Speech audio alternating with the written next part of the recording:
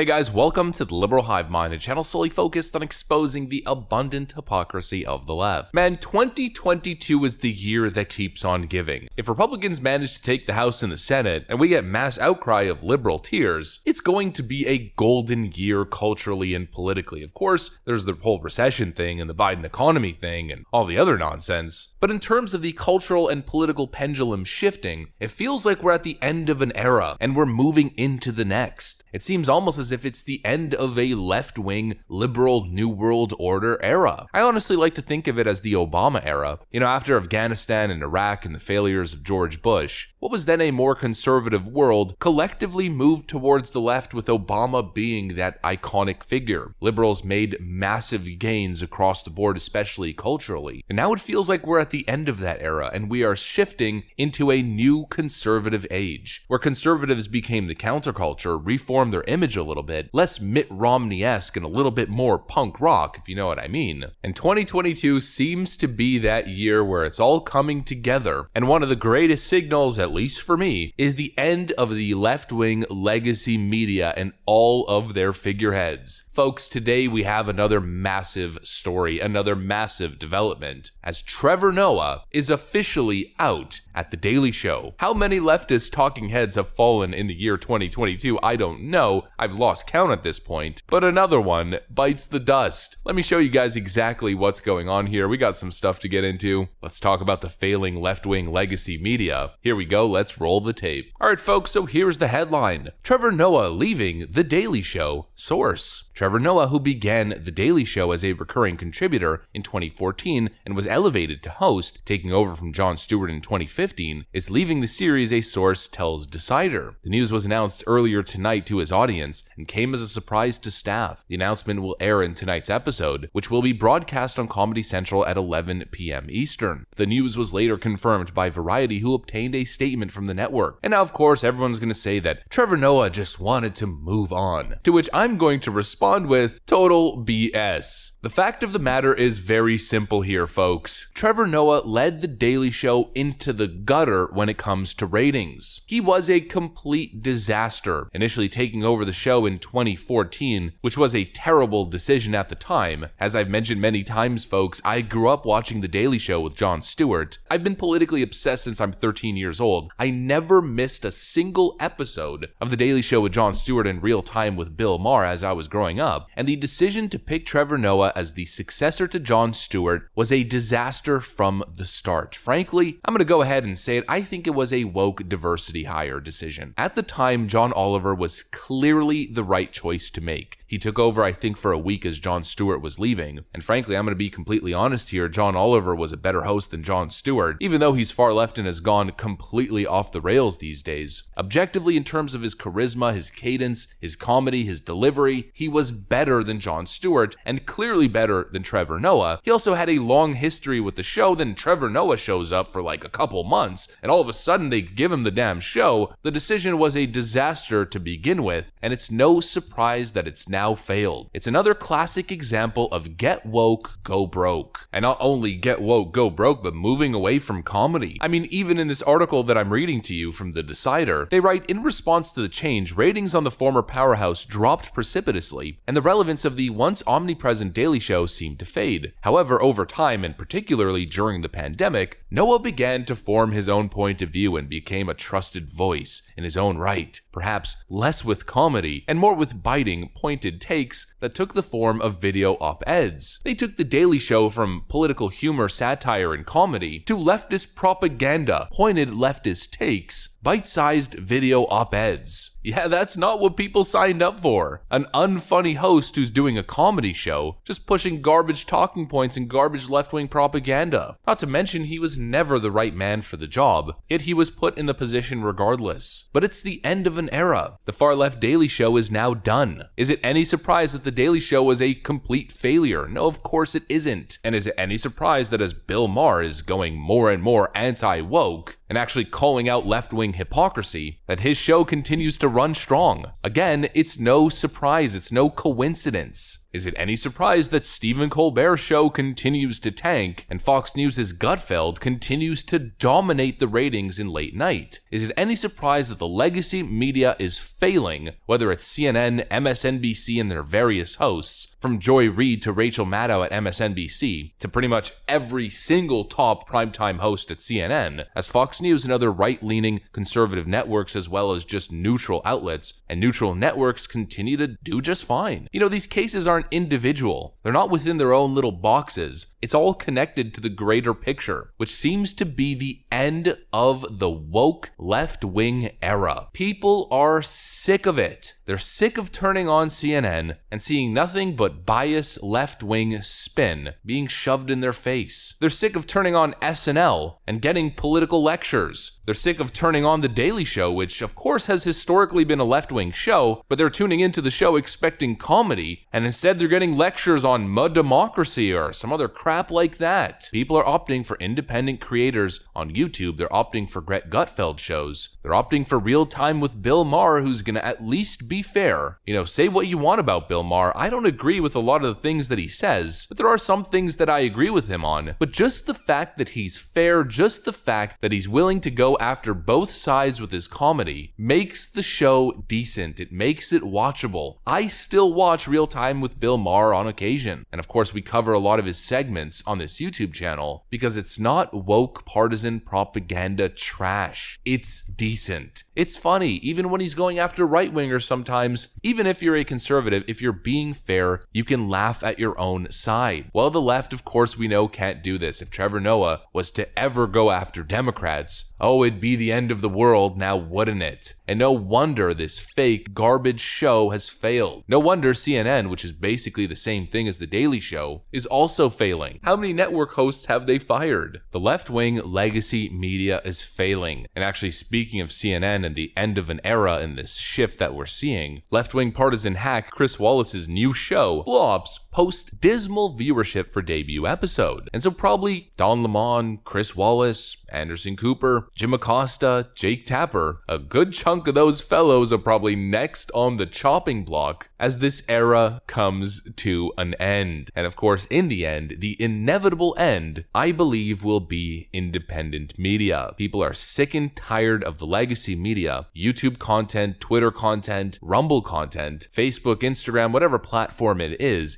growing, even Twitch and YouTube Live, and the legacy media monster will come to its inevitable demise that is happening. What we're currently seeing now is just the beginning. Trevor Noah is gone. I don't feel the least bad about it. I feel it's totally deserved, and all I gotta say here is good riddance. That's what I got for you guys, though. Hopefully you enjoyed this video. If you did, make sure to leave a like and possibly subscribe to the channel if you guys are up for it. I'm gonna get back to work, though. Thanks for watching, friends, and I will see you on the next one.